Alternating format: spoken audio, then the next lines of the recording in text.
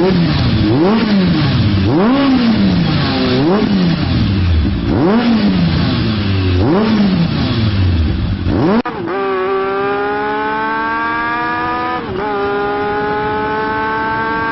bike is that name.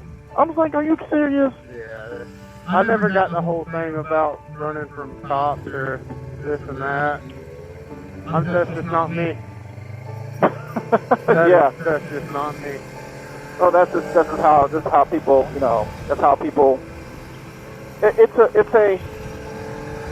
thing is that running from the police is like it's a drug. It's a high where your adrenaline is running because you won't get caught, and if you get away, you can brag to people that you ran from the police. So it's like, you know what I'm saying, it's like a drug. Right. And people, that's what people do. This guy doesn't. Yeah, me neither. Okay, I'll put it this way. I have ran from police unknowingly, if that makes any sense. just take off on them. Well, no, I was already probably doing 130 on the highway and saw him, and then kept going, and didn't stop. And I don't know if he actually pulled out or he stayed where he was at. Yeah. I typically don't like the freeway too much, to be honest with you. Really? No, my bike is too light, I think. Like, it's only a 650, right? It's a first street bike. I got it on a heck of a deal. So, you know, I basically got it the price of $500. Okay. And the only thing I needed was a battery and a rear tire. Okay. $500, you came out good. Exactly. You know, I traded 4 used tires for it, to be honest with you. You know what I mean? Like, wow. Okay. I mean, that sounds like a good deal. Hell, I traded a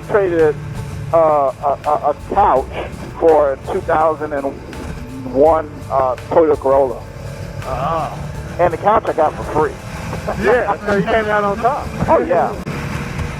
But, you know, I've been looking for a bike. My wife finally, after 10 years, let me get one. Man, you better put your man pants on. Man, Look, this is what's going to happen. I'm going to ride. Get the hell out. So I finally got her to allow me to get one. Finally convinced her, and she was like, well, you can have one under one condition: you can't spend no money. I'm like, wow. I'm like, knowing who I am, I'm like, okay, yeah, I can get that done. Well, you know what? Then you need to come terms on her. Oh, you want that?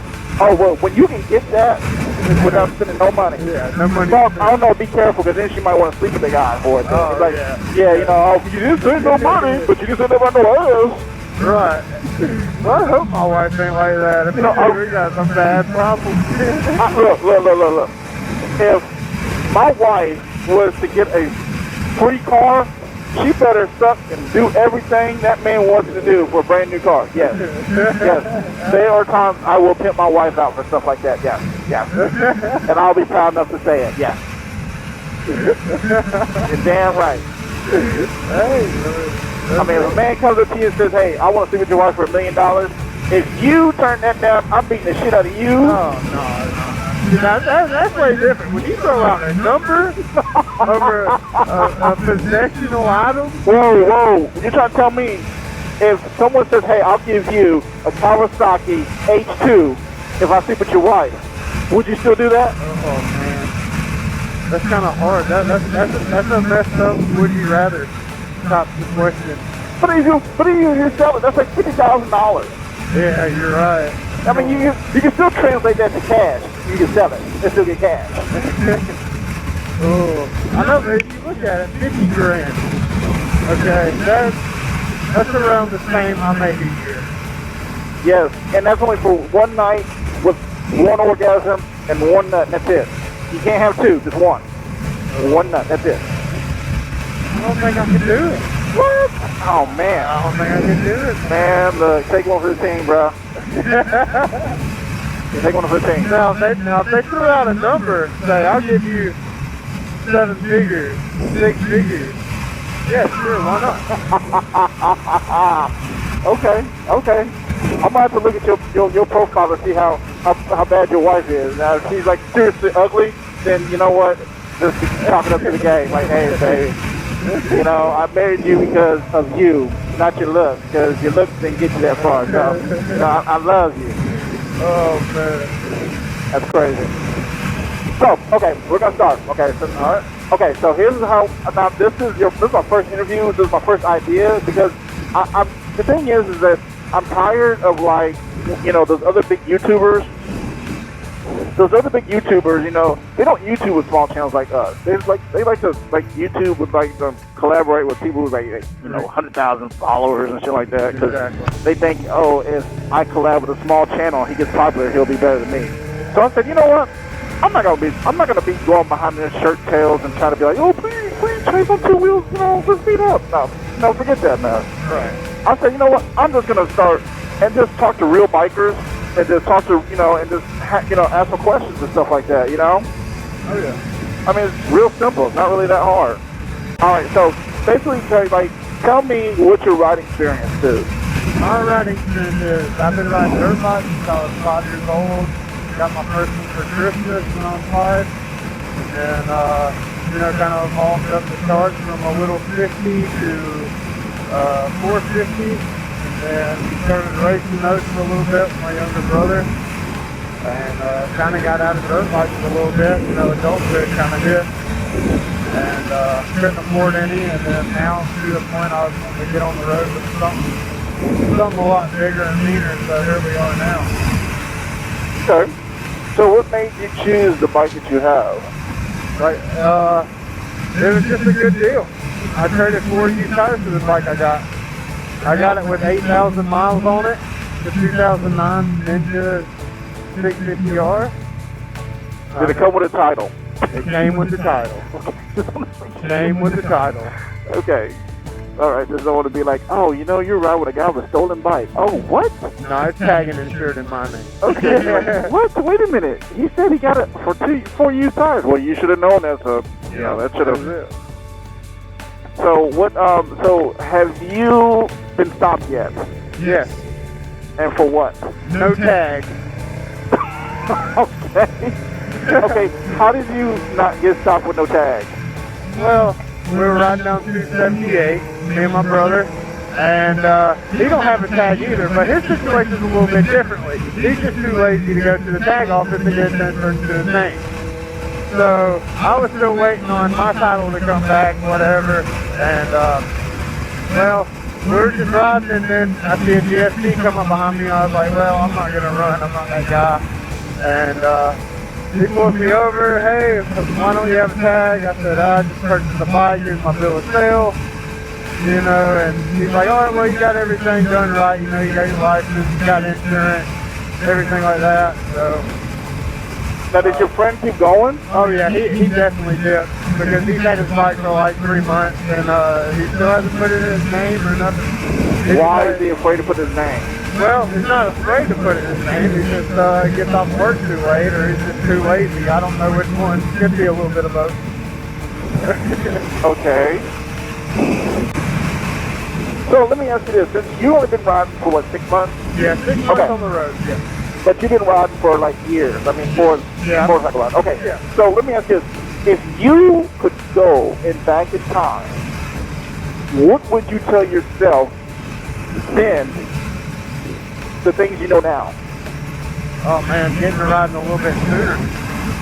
Don't listen to the wife. Just do what you want. Some people don't have that option, Oh yeah. But I know my wife just wants me to, be careful. Watch out for all the idiots on the road. That kind of thing. She hears stories, she sees stories. We're gonna make a left turn here in the light.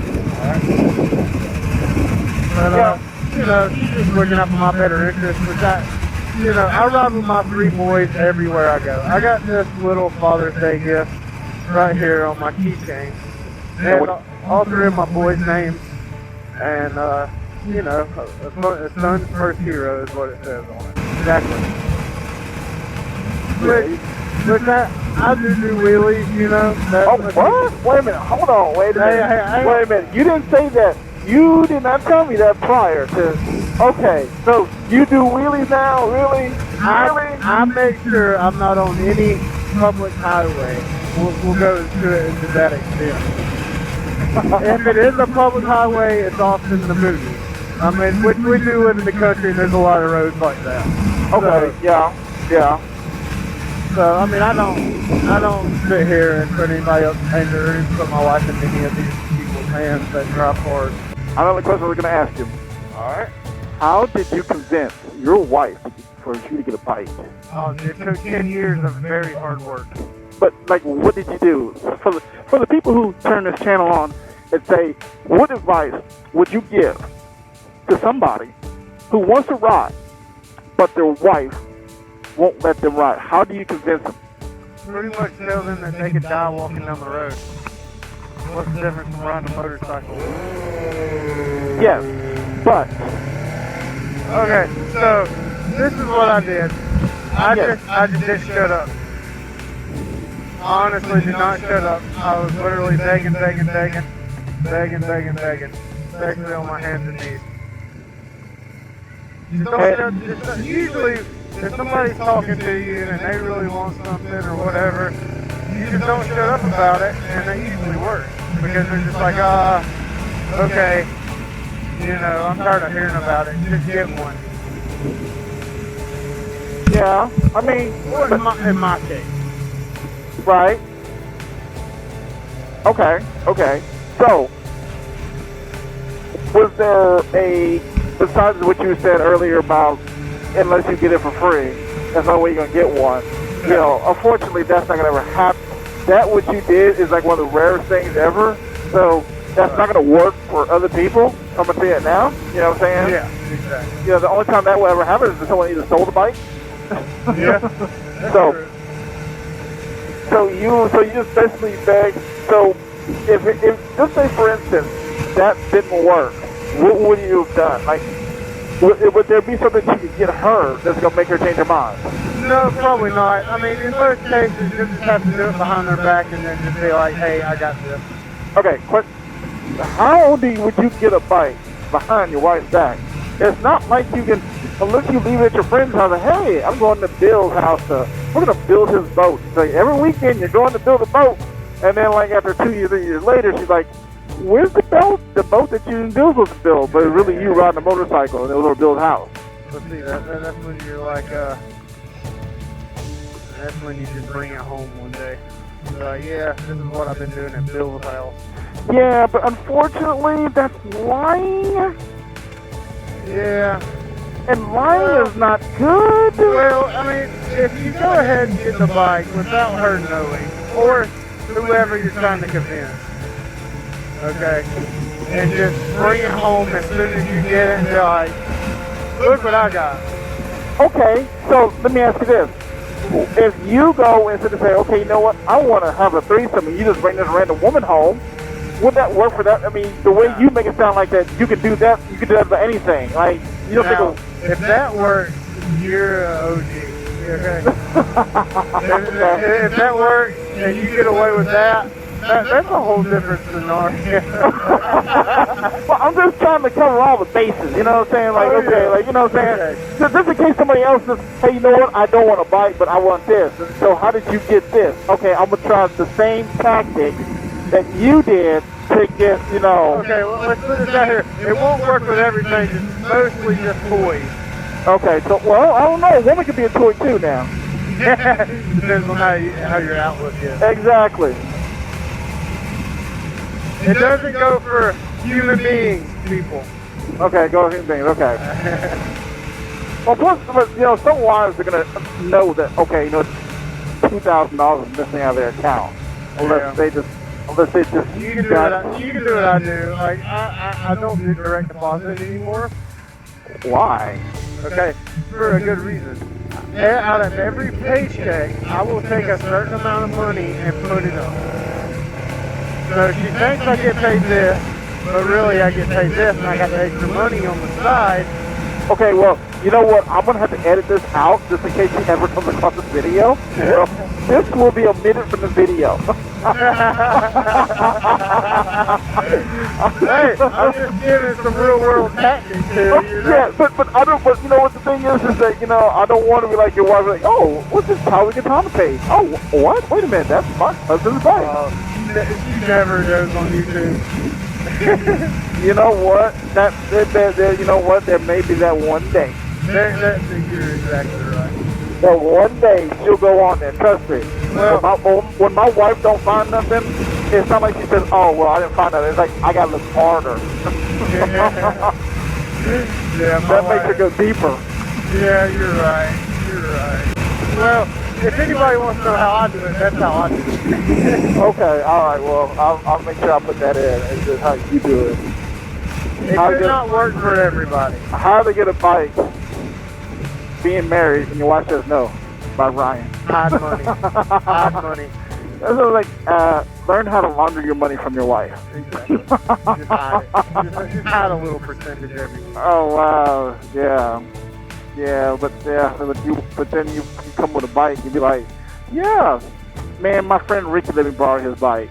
It's been 4 years now. Yeah, it's considered mine now. It was at my house for over 30 days. Yeah, by law, yeah, he forgot to bring it, you know. Yeah, so. Just make up somebody else's name. I can see it now. Hey, Jermaine, yeah, tell my wife that you gave me this bike. Yeah, I gave you that bike. Yeah, I gave you that Hayabusa. Yeah, I sure did give it to him. Totally forgot about that. Man, my bad. I don't know, I guess my wife got a little bit more lenient over the years. So, I mean, I got lucky. See, but here's the thing, and I'm going to tell you what. The thing is this. Oh, why did I give deuces to a ruckus? Hey, they need love too. Yeah, but I mean, scooters, you don't give deuces to. Really, you're not supposed to give deuces to a scooter, technically. Scooter or bicycle? Yeah, of course, bicycles, but I've never rode a bike and seen a bicyclist give me the deuces. I'm for real, I had a few of them. Because I will slap their hand away. I've actually had a few of them going near the Silver Common Trail. But you're not on a motorcycle though. Yeah, I'm definitely on a motorcycle. Yeah, I mean, it's different. Yeah, if you're on a thing, yeah. But if you're on a motorcycle and a bicycle is like riding by and they give you deuces, yeah, then you should just like slap their hand away and say, you know what? Yeah, no deuces here. No deuce here. You know, go do somewhere else.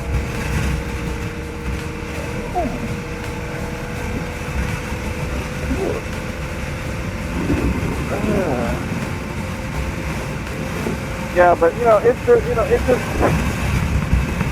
just seems like it's really like hard because you know, like for instance, like my wife, you know, when I met her, I was already riding, so you know that was already part of me. So there was like we wouldn't. If she told me get rid of my bike, our relationship would never have gone past that. Exactly. That would have never happened. So see, me and my wife met when she was 15, I was 17. We've been together for 10 years now. oh wow, okay. So we kind of basically keep evolving with each other. Aww. Statutory rape story that turned out to be okay. Right. Exactly. Exactly. You should write a book with statutory rape, fall in love, you know, or with statutory rape isn't the end, but the beginning, you know what I'm saying? Her family was cool about it. Yeah. I mean, if you look at it, it's only 2 years later. My mom and her husband are 11 years apart. Yeah, but there's a difference between 11 years apart when you're grown and 11 years apart when you're young. So I was saying, like, the only problem with people who ride and who want to buy new bikes, I really feel like a lot of times people get peer pressure to get bikes. Like, I mean, people have said to me so many years, hey, man, you need to get a new bike, man. Like, it's old. And, you know, at first I really thought about it. You know what, Peter's right. Maybe I should get another bike. I said, you know, but I had to ask myself why. Like, am I getting another bike because they think I should get another bike? Because, of course, they're not going to pay my bike insurance and my bike payment. Right. I mean, should I be grateful and happy for what I have? You know, I really don't need anything. I mean, my bike is, I mean, it's a 2000, but it's still relevant. It's not like that far off. Yeah, now, if you have like one of them mid-90s, early 90s vintage that just looks like straight out of RoboCop. I mean, it's time to update your bike a little bit. You know, I mean, go up 10 years or something. Those things, I mean, if you look at like sport bikes over the years, from the early 90s to now, dude, you can't even tell they're the same type of bike at all. They're just, they're blocky. They don't have no good curves, no sharp points. Right. It looks like Optimus Prime mixed with a motorcycle. Okay. Okay, that makes that. I can see what you saying. That makes sense. But in the same sense, you have to ask yourself, what would you rather have, a newer bike or a bike that was so badass that you can like outrace anybody on the street? Depends on what kind of bike you're talking about. Because the thing is, like, my bike is carbureted. Yeah. So, you know, everybody's like, you need to get fuel injected. You need to get fuel injected. I said, well, you know what? It'd be nice to get fuel injected, but at the end of the day, I feel like with carburetors, yeah, you might have to clean them and stuff, but they're so much easier to deal with than it has to do with computers. Right. Yeah, you're exactly right. That's the same way how I am with dirt bikes. I'd rather have a carbureted dirt bike over a fuel injected dirt bike. They do make them. I ain't gonna lie, I've gotten beat by a scooter one time on this bike. What? Yes, I have. A scooter? Yes, a scooter. But, okay, here's the story. Okay, you've been to Smyrna, right? Yeah. Okay, you know where the cycle gear is at in Marietta, right? Right there in Florida, right? Yeah. And you know there's a hill that goes down. Yep. Okay, now, what happened was, I was one night, it was me and my wife, we were riding back home, and I had got off the freeway, and I was going down 41, South Parkway, and like, I was just cruising, you know, and it was like nighttime, so, you know, I'm not going to really go fast, I'm just chilling. So I'm chilling, and like, I know this scooter had to start from way back, like, Cumberland Mall, probably, trying to get up speed. And I was chilling, and he was coming down the hill, and he passed me, going down the hill, and I wasn't prepared for it, so I was just chilling. And he's like, no! I was like, and then I dropped the gear, that bitch turned off. What would you consider yourself getting beat by the scooter? Because he passed me. But you wasn't aware of the road. I wasn't aware of it, yes, of course I wasn't aware of it. But he still passed me, and then as soon as he got to the hill, by the time I dropped the gear, he had turned off into the apartment complex. I was like, you bastard. You know you were just furious. It burned you up the whole ride home. Man, look, I was like this. I was ready to just, man, I was ready to pop that. I had dropped that gear too. It was about to hit and it turned off. I was like, you real. Yeah, but let me ask this. Do you think police officers, okay, if you had a sport bike and a Harley going the same speed and a police officer get one of them, which one do you think they'll give the ticket to? Sport bike, sure. It just comes with the territory. Like you said, there's hooligans running around with sport bikes, popping wheelies. You typically don't see a Harley popping any wheelies. Yeah, if it's a Sportster, you know, or something like that, yeah, I've seen wheelies. Oh wow, you could have like, ooh, that scares me more than anything. Cars pull out in front of you. Oh yeah. So let me ask you this, what things do you do in your riding to help minimize you getting into an accident? My eyes. Definitely my eyes. Okay. I'm constantly looking around. I'm already a very cautious driver within a vehicle. And when I put it onto a bike, I up that by 10 or 20. You know, I mean, that's the only way. You don't have walls beside you. You don't have doors beside you. You don't have glass holding you, man. It's just you, the bike, and a helmet, basically. Right. You have to be on the lookout for other cars. People coming out. You got to read what I like to call car language. You know, if you look by car language, you know, like, you can pretty much tell what they're going to do before they even do it. Right. You know, you just got to be cautious out here on the road. You have to be. If not, you're not going to go home. Or if you're going to go home, it's going to be in a few weeks out of the hospital. Well, okay, so, but what do you actually, like, do? Like, what is, like, something that you, like, you do where it's like, you know, I do this when I come to a stop sign or go through an intersection or go somewhere or something like that. Like, what do you do? Besides, I mean, I know you're supposed to look and all that stuff like that, which is great, but, I mean, well, what else do you do? There's something that you do, you change your ride, or... Through intersections, I definitely slow down, make sure nothing's coming for sure, because you never know when you're on a red light. Stop signs, really, I mean, I really don't stop at stop signs, but I slow down. I do the kind of California stop signs unless other cars are around.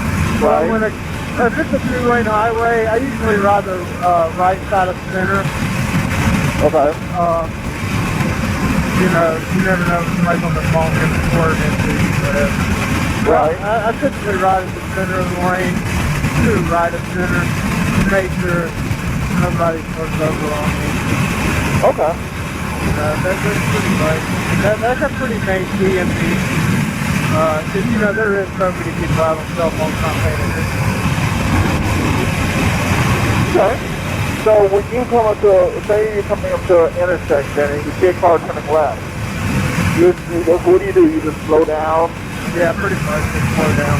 So like in situations like this, you would kind of slow down a little bit? Yeah, slow down a little bit. Check out their car language, make sure they're not going to go in front of you. What is your biggest fear on a motorcycle? Like, if you could say what your biggest fear of something happening, what would it be? Biggest fear on a motorcycle? Yes. Definitely a car turning left in front of me. Okay. Definitely.